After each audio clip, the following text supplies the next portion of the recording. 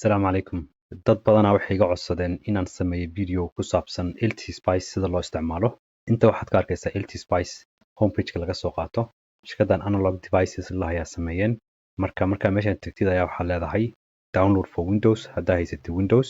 Haddii aad haysatid Macna waa kana. Kuwa kaleeto haddaad haysatid operating system kaletana waa ka heli kartaa. Marka download markaad samaysid kadibna installation ku samaysid.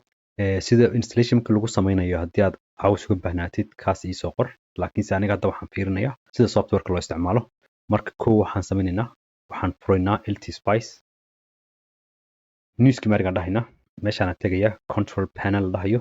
Meeshaan waxa waaye waxyaalaha sida u ekaanaya backgroundka iyo kulli waxaasna laga xukumi karaa. Marka inta markaan tagno waxaan leenahay kow wuxuu leeyahay waxyaalaha oo la xareynayo current okay waaye. Intana waxa waaye sida oo waxyaalaha u isticmaalaya mise methodka u isticmaalaya markuu simulation sameynayo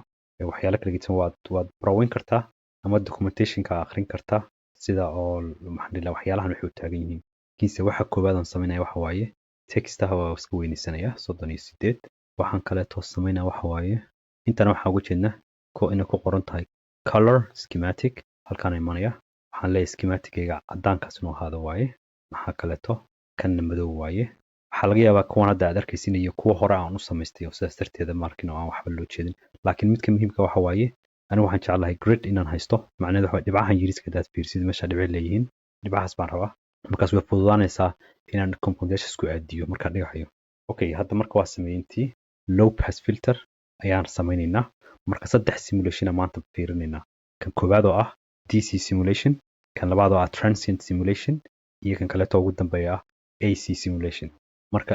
component marka la rabo in la soo geliyo kuwa gobolkooda inta noogu sawiran laakiin waxaa la sameyn karaa waxa waaye meeshaan la tegi karaa component ku qoran tahay halkaa markaad timaadid ayaa composition ka heli kartaa kuwa waxaa jira sida maabayaal camal inta lasii geli karo sida op amps camal inta gudahooda la arki karaa haddii la rabo in la soo noqdo saddexdaas dhibcood iyo bracket-yaashana la taaba laba jeer lagu dhufanaya mouse-ka dib aa usoo noqonaya marka annaga waxaan dhahnay low pass filter aan sameynaynaa siiba kan la dhahayo RC filter marka waxaan u baahannahay inaan ka bilowno R kaas u taagan resistor marka intaas ka qoran karnaa resistor mise res kana taabanayna haddii la rabo in la gediyo meeshaan koraa la tagayaa waa wareejinaysaa saa rabtid meelaa dhiganaysaa maxaa kaleeto haddii hadda kaba soo qaad meesha aanoo joogo aan rabi lahaa resistor inaan soo gashto waxaan raac inaan taabto bas aan u baahanahay wuu iisoo gelayaa okay haddana dib aan u noqonaynaa waxaan tegi karnaa hadda kaba soo qaad capacitor aan u baahannahay cap aan ku qoraynaa waa kana intaa dhiganaynaa maxaa kaleeto waa kuwana intana waa laga heli karaa maxaan kaleeto samayn karnaa waxaan taaban karnaa say capacitorka noo soo baxay marka low pass filterka sameeyna waa labadan component ka taagan yahay mid kaleetana waa ku daraya saddexdan uu ka kooban yahay kan waxa waaye loading waxa la dhahayo laakiinse low pass filterki waa kana marka sababta kan isticmaalayna waa idin tusin doonaa waxaan rabaa voltage division labadan inaan ku sameeyo si aad DC voltage loo arko laakiin dhib male haddaa rabtid group oo components inaad sigisid inta imaan kartaa mas inta waxa waaye ayaga dhan meesha hadday ku dhegan yihiin xataa waa ka fujin kartaa laakiin kan haddaad taabatid waa jiidaysaa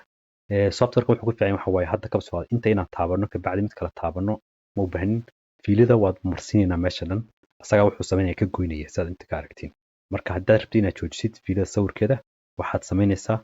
right click aad samaynaysaa fiiladii sawirkeeda wuu joogsanaya laakiin weli waa haysanaa fiiladii oo waad wax meel kale ku sawiran karnaa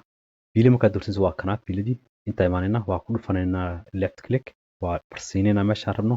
markaan isdhaana meeshaan waa okay waaye left click haddana sameynaynaa haddaan rabna fiilada inaan joojino right click aan sameynaynaa marka maxaa kaloo loo baahan yahay okay saa camal kaaga tago meesha oo kaba soo qaad kulli dhanba uu ka baxo meesha waxaad sameyn kartaa waxa waaye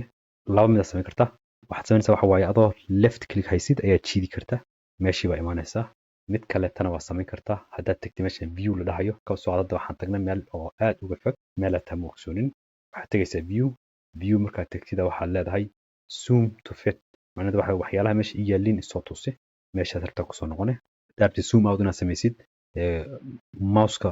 taageerkiisa ayaa kor u wareejinaysaa haddaad rabtid inaad soo dhaweysidna hoosa u wareejinaysaa okay marka hadda kan waa sawiranay waxaan sameynaynaa ground symbol-kan aan u baahnay ground symbol-kan meeshaan ku dhegsanaynaa hadda waxa waaye gudi wuu noo hayaa escape baan taaban karnaa mase right click hadda labadan component noo sawiran yihiin low pass filterkii hadda waa sawiranay laakiinse waxaan u baahannahay voltage source aan u baahannahay tan kaas soo helno haddana waxaan tegaynaa meeshaan component la dhahayo waxaan u baahannahay wax la dhahayo voltage وكاسا kana doorsanayna intaan dhiganayna escape baad taaban kartaa saa dhaqso uga baxdid marka fiiladan waxa waaye shortcut jira waxa la dhahayo waxa waaye f saddexaad taaban kartaa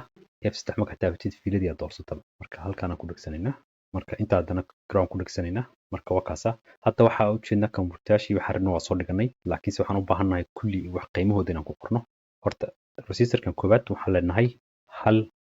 hal k mase hal kilo ohm macnaheedu tahay 1000 kilo ohm okay aan dhahaynaa capacitorka imaanayna waxaan leenahay hal udas waxay u taagan tahay micro macnaheedu tahay 1000 kilo loo qaybiyey milyan kan kaleeto ugu dambeeyana waxaan leenahay waxaan u baahannahay 1000 kilo ohm mase hal mega ohm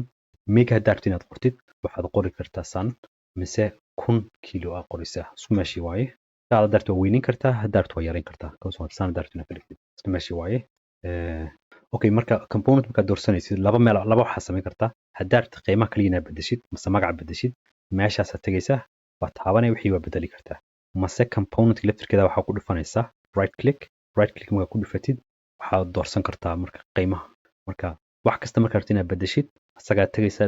componentiga rabtid inaad bedeshid aad tegaysaa propertygiisa bedeshid waxaad samaynaysaa right click ku samaynaysaa waxaa kusoo baxay waxyaala la doorsan karo haddaa magaca rabtid inaad bedeshidna c1 kaa darta camal c2 ka dhigno meeshaan tegaynaa halkaana c2 ku qoraynaa inaan voltagekaan rabna hadda inaan setting ku samayno right click aan ku sameynaynaa wuxuu leeyahay DC voltage haddaad rabtid halkaan iska qori kartaa laakiinse waxaan gelaynaa maadaama transient iyo AC iyo waxaas dhan rabna inaan samayno advanced aan tegaynaa midka koowaad aan samayno waxa waaye hadda waqtigan la joogo sine wave aan sameynaynaa sine wave waxa waa arki doonaa wuxuu yahay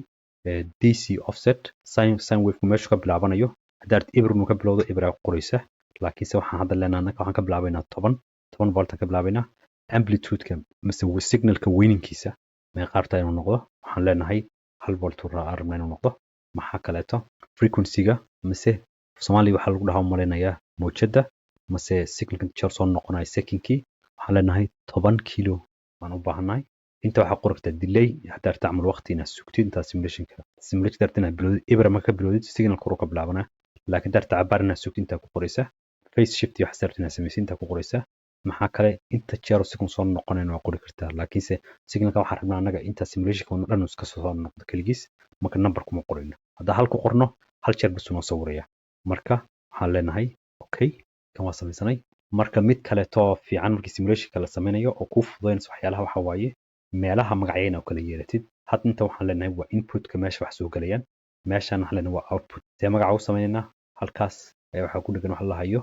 label net kaasaan taabanaynaa haddaan rabna input-ka inaan qorno in aan iska qorayna waa soo gaabsanayna markaad okay taabatid kana kuu soo baxaya meesha hartaa ku dhufanaysaa mar kalaan ku noqonayna meeshii waxaan qoraynaa out aan qoraynaa okay kabacdi waa kana marka mar walba aan wax doorsado saa uga baxo escape baan taabanaya mase right click isla meeshii waa labadaas hadda waxyaalihii dhan waa dhamaysanay hadda waxaan u baahnaa simulation inaan samayno halkan waxaa kuu sawiran nin ordahaya simulation halkaasa laga bilaabaa taabatid wuxuu kuu soo saaraya waxa la dhahayo edit simulation command marka simulationyaasha waa kuwana haddaad rabtid transient simulation inta tegaysaa haddaad rabtid AC simulation kanaad furaysaa DC sweep noise simulation DC transfer DC OP kaasoo u taagan operating point marka anaga waxaan rabnaa DC simulation kan transient simulation iyo AC simulation kuwan kale haddaad u baahan tahay inaan mar wax kale ka sameeyo waa ii soo qori kartaa marka hadda waxaan leenahay waxaa u baahan anaa kaliya inaan sameyno DC operating point markaan taabano isla markaas wuxuu noo soo saarayaa table noo saarayaa marka tablekan wuxuu kuu sheegay waxa waaye in B in kaasi waxa waaye 10 volt output intaas waaye waxyaalo dhan buu noo sawiraya marka waa iska xiri karnaa kan oo wax waaye nambarada oo DC-ga isla markaas inta ku sawiran karnaa marka haddaad meesha tagtid fiiladan oo aad left click samaysid 10 volt kuu soo baxaysa haddaad gees kala tagtid oo aad haddana left click samaysid waxaa kuu soo baxaya inta voltage-ku uu yahay marka arti inaad ka tirtid meeshana waxaad samaynaysaa waxaad tegaysaa meeshaan ku qoran yahay maqaska waa imaanaysaa kii aad taabane waa ka saaray marka kale haddaan rabno inaan sawirano waa iska taaba adiga wax kale adoo samaynin leh fiiladii la taabanaysaa laakiin marka hore maxay u baahan tahay inaad waxaan dhahayo DC operating point inaad samaysid hadda waxaan aragnay waxa waaye haddii inputka 10 volt yahay oo waxa labadan resistor waxay sameynayaan waxa la dhahayo voltage division voltage-ka inta wax yar hoos u dhacaya oo waxa way resistor-kana wax yar wuxuu leeyahay voltage drop inta soo hartay waxa way 9.99 volt kan ayaa noo sheegay simulation-ka noocan isticmaalayno marka haddaan simulation hadda iska bedelno oon raadno ma u baahnin DC simulation hadda samayno waxaan u baahannahay transient simulation simulationkana meeshan oo ku qoranta dhibic up vice directive allaha marka haddaan right click haddaan samayno waxaa mar kaleeto nala ogolaanayaa inaan doorsano simulation kale marka hadda waxaan imaanaynaa transient simulation waxaan leenahay stop time meeqa ayaa rabta simulationku inuu socdo waxaan leenahay waxaan rabnaa kaba soo qaad 100 millisecond inuu socdo time to start saving data waxaa laga yaabaa simulationka inta ugu horeysa dhan waxa kuu soo baxaya inay yihiin wax oo simulationkaaga dhan ma gaarin wax la steady state macnaheedu waxa waaye wixii waxyaalo kale taa bilowga hore dhacayaan kadib waxaa rabtaa waxa saxda dib ka imaanayaan haddaa rabtid ka soo 10 millisecond kadib inaad lagu bilaabo in wixii lagu sawiro halkaas ku qori kartaa laakiin anaga waxaan leenahay bilowga xataa waan rabnaa kaasa doorsan kartaa meelaha waxyaalo kale doorsan karaa jira marka waxaad dhihi kartaa simulation markuu bilaabanayo waxaan rabaa voltage sources in ibirka bilowdaan muhiim maaha laakiin waa barawin karta waxyaalo badan la doorsan karaa jira waxaan leenahay okay marka waa xidhan baa sawiranay marka waxaan u baahan haddana marka aan tagno meeshan oo dhahno run daaqad kale noo soo baxaysa daaqadda marka kood waxaa dhacda waxa waaye in isdhaafaan kaba soo qaad meeshan uu yimaado saan isku dhaafsan yihiin marka anigu waxaan jeclahay kan kor iisoo maro marka daaqadaha mid kamid a tegaysa waxaad taabanaysaa meeshan ayaga dhan way istoosinayaan marka midba meel u qabsanaya hadda aragtid kan aad taabatid kan doorsano daaqadaha mid mar aad doorsan kartaa moogta marka kan markaad doorsatid intaa imaanaysaa meeshaasaad taabanaysaa tile windows ku qoran tahay way isbedelayaan marka kanaan jeclaa kor inuu yimaado marka waxaan leenahay input voltage i tusi input voltage markaan fiirino saan buu eegaya waxba lama arki karo marka waxaan u baahannahay zoom inaan samayno marka zoom markaad samaynaysid waxa waaye zoomku waaba ku diyaarba waxaad u baahan tahay left click inaad haysid intaad u baahan tahay aad doorsatid markaad meesha rabtid timaadida ayaa waxaad sii daynaysaa marka waa arki kartaa sine waveki marka waa kana marka waxaan leenahay sine waveka waxaan ka arki karnaa 10 volt ka bilaabanaya 1 volt kor u soconaya amplitude-kan doorsan 1 volt haddana 10kii kusoo noqonaya haddana mar kale hoos u dhacaya waxa waaye 1 volt ka hoos maraya offsetka marka haddaan ibirka bilaabi lahayn waxa waaye plus 1 minus 1 uu maanta ku noqon lahaa hadda laakiinse 10kii hal lagu daray hal laga jaray idaas waa sugu soconaya maanta marka waxaan leenahay output-ka see buu egyahay output-ka haddaan fiirino isaguna wuxuu ka bilaabanayaa 10 wax ku dhow laakiin sida saxda offsetku wuxuu ka bilaabanayaa isaga 9.99 volt marka laakiin anaga waxa weeye inta maadaama anaga waxa weeye resistorkan ku dhajino inta kuwan waxa weeye xogaa offsetka hoos u dhigayo waxa kale oo arkaa inta way noogu sawiran yihiin DC voltage-kii laakiin daarna waa iska jari karnaa marka adoo inta joogta waxaad samayn kartaa delete button-ka la dhahayo keyboard-kaaga taaban kartaa waxay u dhigmataa adigoo doorsatay kan maqaskan kan doorsano waxaan ku aadinaynaa meesha voltage-ku qoran yahay waa ka saaraynaa waxaan arkaynaa waxa waaye voltage-kan inuu aad u yar yahay input-ka inuu aad u weyn badan yahay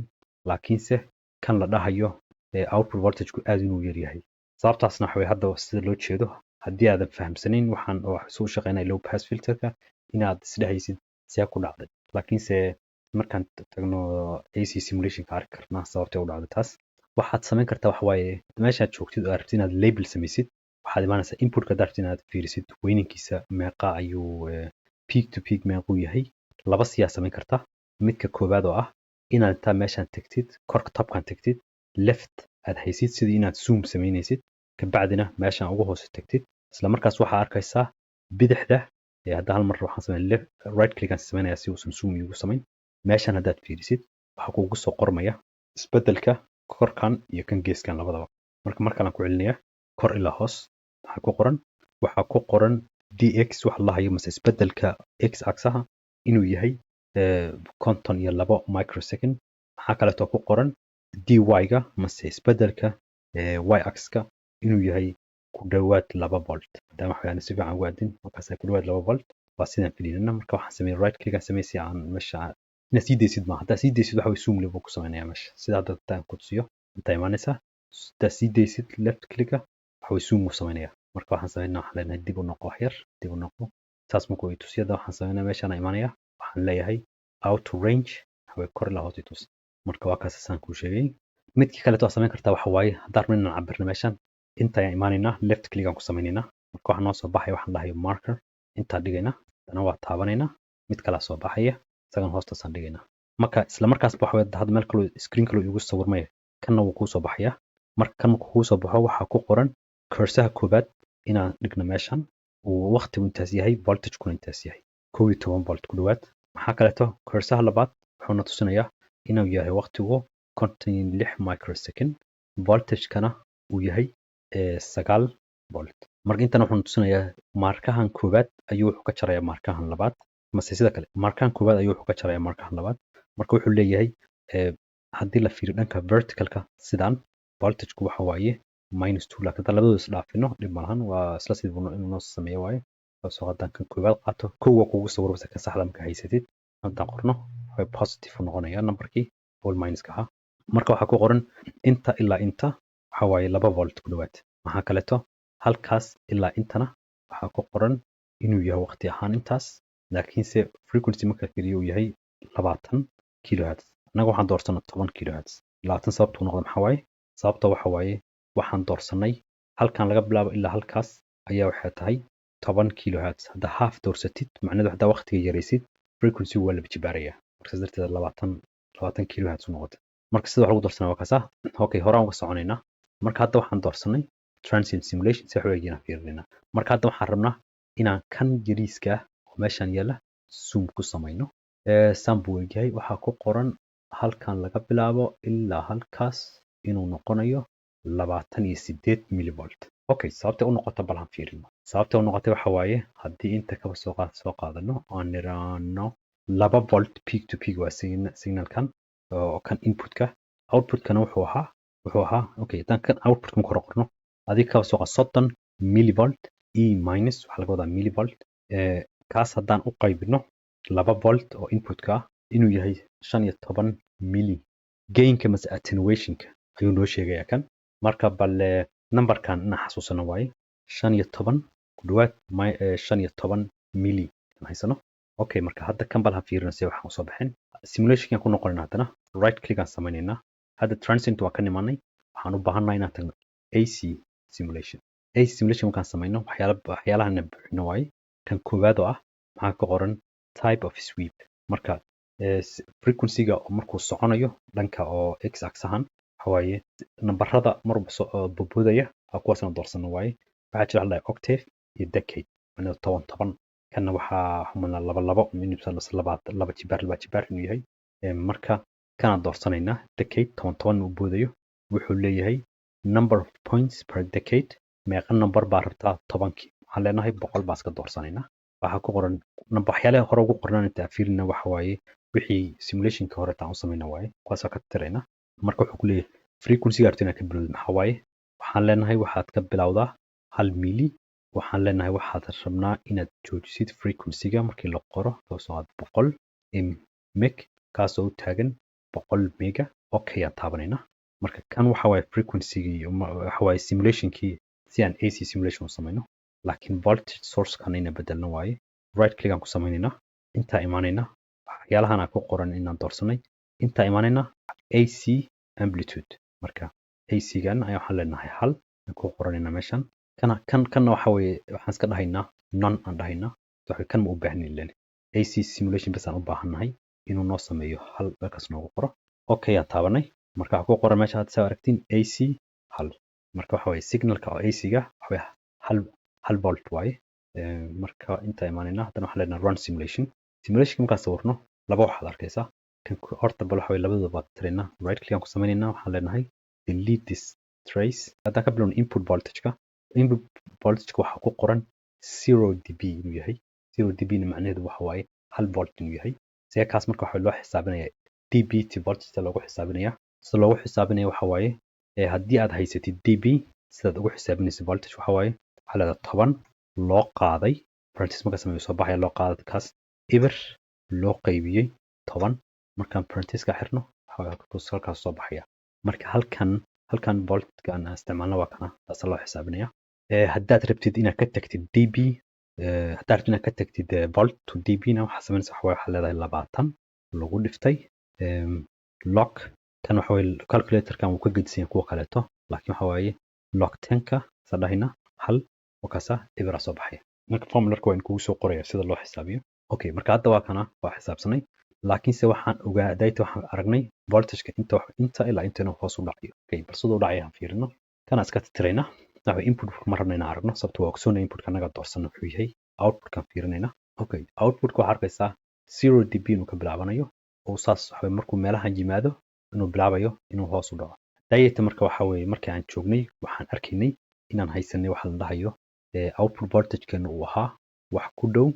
15 milli marka numberkaas seeba ku dhacday kan markaan sameeyo inta ku qoran yahay waxaa ku qoran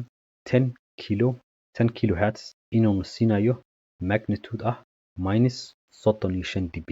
balan fiirino marka dayeta waxay ahayd 15 milli dBgaas waxaan u bedelaynaa voltage tuu dhigmo waxaan leenahay minus 36 loo qaybiyey 20 okay maxaa halkaas aragnaa 15.8 milli waxa uu u dhow yahay marka graafkan bal hadda baan sharaxna waxa laga wado wuxuu leeyahay waxa waaye output-kan hadaad fiirisid oo frequency-ga signal-kan soo galaya kasoo bilowno 1 millihertz waa soconaynaa markaan nimaano 100 millivolt kadib signalka meeshan wuxuu bilaabayaa inuu hoos u dhaco oo dhacdo waxaan dhahay attenuation okay marka goorta uu waxaas dhacayaan goorma waaye waxaan fiirinaa waxa waaye waxa la dhahay -3 dB -3 dB waxa waaye marka signalka powerkiisu uu half noqdo marka hadda waxaan sameynaynaa kan koobaad inta dhiganayna marka koobaad halkaas aan dhiganay ibra dhiganay ku dhawaad 1 millihertz aan dhiganay kaasi wuxuuna siinayaa wax ku dhow 0 dB mase -8.6 milli dB hadii 0 dB iska dheh mid kale aan soo qaadanayna kaas waxaan dhigaynaa 0 haddaan joogno -3 dB aan tagaynaa meelaha marka haddaan inta fiirino -6 u jooga hadda marka wakaasa -3 dB aan joogna hadda -3 dB markaan joogno waxaan arkaynaa frequency marka waxaan dhahaynaa waxa waaye low pass filterkan markii ku dhawaad 160 hertz markii la gaaro wuxuu bilaabayaa inuu signalka half ka dhigo ka bacdina waxa waaye signalka si hoos u sii dhigo marka filteryaasha waxay leeyihiin wax la dhahay cutoff frequency-gina waa kan marka waxaa arkaynaa kan waxa waaye logarithmic waaye haddaan bedelno soo bedelna waxa inta imaanayna marka marka imaano waxa ku qoran logarithmic haddaan ka saarno si kale u ekaanaya saanba waxa dhan u ekaanaya sida caadiga marka la fiirinayo logarithmic inuu ahaado waaye marka waxa waaye sawir fiican uu ku siinaya waxa waaye isbedel weyn uu dhaco waaye si uu waxa waaye graph si kale ugu ekaado okay hadda waxay ahayd output voltage waxaana wax ka sheeginin kan xariijimaha leh waxaa laga wadaa phase shift macnaheedu waxa waaye signalka haddii inta uu joogay inta fiirino phase shift waxa la dhahayaa dhacaya phase shift-gu macnaheedu waxa waaye signalka hadduu inta uu wax way ka soo qaado eber uu ahaa halkaa markii la yimaado waxa waaye waa uu isbedelayaa laakiinse isbedelkiisa ugu weyni waxa waaye phase shift weyn wuxuu sameynayaa markii cutoff frequency-ga la soo gaaro cutoff frequency markii la soo gaaro waxaa ku qoran -90 degrees inuu dhacayo macnaheedu waxa waaye signalku phase shift-giisu wuxuu noqonayaa 90 okay marka haddaan rabna kaas inaan fiirino intaan dib ugu noqonaynaa waxaan leenahay transient na tusi waxaan leenahay hadda waxaan na tusidaa muhiim ah wax badan inay noqoto 10 milli kaliya na tusi haddaan imaanaynaa kana ina bedela waa mar kaleeto asagana sidii hore kusoo celiyo 10 dB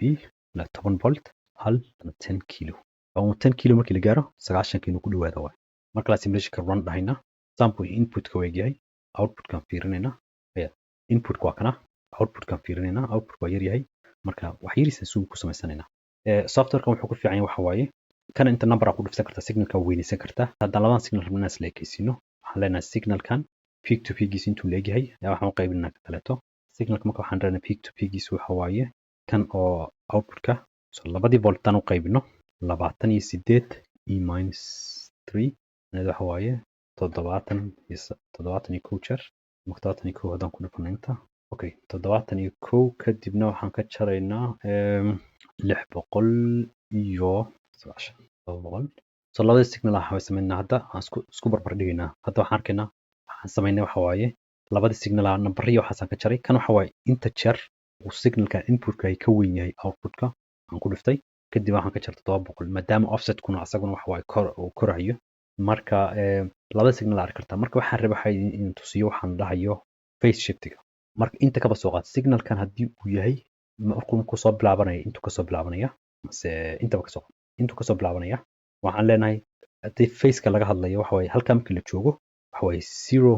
0 waaye phase-ka inta waa 90 halkan waa 180 halkan 270 halka markii la tago haddana waxa waaye dib u soo noqday 360 waaye mase eber ku soo noqonaya marka kan haddaan fiirino meeshaan aan joogno eber uu yahay halkan 90 markii la tago waxa arkaysaa output-kii inuu waqtigaas bilowday marka maxaa dhacay waxa waaye output-kii wuxuu sikaday 90 degree markaasna waxa weeye kii hore meesha wuxuu naga tusinaya waaye hadda waxaan aragnay sida low pass filterkan loo simulation loogu sameynayo waxa weeye haddii aad u baahan tihiin waxa weeye softwarekan waxyaalo badan ayuu qaban karaa waxaan samayn karnaa waxa weeye video kale tan ka samayn karnaa haddaad rabtiin oo waxa weeye waxyaalo kaleeto advanced laga sii samayn karo laakiinse intaan hadda idin tusiyey waxyaalo badan lagu qabsan karaa waxyaalo badan firi kartaa mid kaleeto aan rabin inaan ku daro waxa weeye oo aad iyo aad muhiim u ah halkan markaad tagtiin shirkadda kan samaysay waxay haystaan waxa la dhahay componentyaal u qaasa ayaka ay leeyihiin marka midaas samayn kartid waxa waaye hadda kaba soo qaad waxaad rabtaa inaad ogaatid back converter soo shaqeeyo waxaa laga yaabaa inaad rabtid inaad ogaatid ADC iyo sida uu shaqeeyo ADC waxaa laga wadaa analog to digital converter waxaa laga yaabaa inaad op amp ka rabtid inaad ogaatid sida uu shaqeeyo wax kasta inta adigu dhisi lahayd waxa waa example bay kuu sameeyeen hadda kaba soo qaad op amp haddaan inaan fiirno inta imaanayna waxaad arkaysaa intaas oo nuuc ahayaan mid ka mid haddaad taabatid badankood waxaad arkaysaa meeshan inay ku qoran tahay open this micro example circuit markan markaad taabatid waxa way schematic ay kuu soo sawirayaanba waxaad u baahan tahay kaliya waxa way kii hore haddaan iska saarno waxaad u baahan tahay waxa waaye inaad dhahdid simulate marka waxaad arki kartaa op-ampkiyo ay diyaariyeen marka intaad ka wada soo qaad inputka fiirin siduu egyahay waxaad rabtaa inaad ogaato outputka siduu egyahay waxaad arkaysaa meeshan inay sameynayaan wax la dhahay amplification signal kor u qaadayaan waxa kaleeto arkaysaa waxa waaye phase shiftigii inuu phase shift dhacaynin waxay arkaysaa voltageyaasha ayay u isticmaalayaan ma u baahnid componentigan exactly meesha ku dhagan inaad isticmaashid laakiin principleka daarto inaad fahamtid mise conceptiga waxyaalaha waa heli kartaa wax kasta marka intaa ka fiirin kartaa the reference hadaad fiirisid intaasoo nuuc ayaan kan baad kasoo qaadanaynaa waxaan leenahay modelkan na tusinaya modelkan muxuu sameynaa maxaa waaye waa arkaynaa isagana simulation aan ku sameynaynaa waxaad leedahay simulate markaad taabatinta waxaad arkaysaa meeshan output voltage saan uu yahay reference signal waxa la ku siinayaan reference signal maxaa waaye voltage waxa waaye aad u isticmaalaysa reference macnaheedu waxa waaye mar walba asagu uu ka saxsan yahay mase waa temperatureka iyo voltage changeka meelahan kaleeto asaga waxa waaye wax ma ka tarayaan asaga macnaheedu waxa waaye haddii uu wax weyn isbedelo waa laga yaabaa inuu asaguna isbedelo laakiin reference voltage ah 1.25 volt ayuuna siinayaa haddii temperatureka isbedelo waxay numberkan weli noo sii haynayaa haddii uu isbedelo voltageka inta kor iyo hoos u socdo weli alla intaasuna siinaa laakiin numberkan ka hoos mara maahan mise kan supply u baahan yahay inuu input voltage ka hoos mara maaha markaas waxa weeye kan baad diminaysaa laakiinse reference voltage waa kana marka wax kastaasaa inta u heli kartaa haddii aad u baahan tahana waxa waaye waxaad samaysan kartaa waxaadi kuu qaasa shirkad kaletaa laga yaabaa componentigeeda inaad aragtay marka model filekoodii soo qaadanaysaa intaa soo gashanaysaa sida hadda camal aniga waxaa ku qoran kuwa hadda fiirsi meeshan auto generated meelahan kuwa inaan soo gashtay hadda kahor oo masfed aan soo gashtay shirkad kala samaysay laakiin inta kuwan ma hayaan markii aan soo gashtay marka waxaad rabtid inaad soo gashan kartaa hadda model filekooda heli kartid marka intaas uu ahaa LT Spicekii insha Allah waxaan ka rajeynayaa wax inaad ka faa'iideen haddii aad wax kale u baahan tihiin ka soo hadlo ii soo qora insha Allah. Assalaamu calaykum.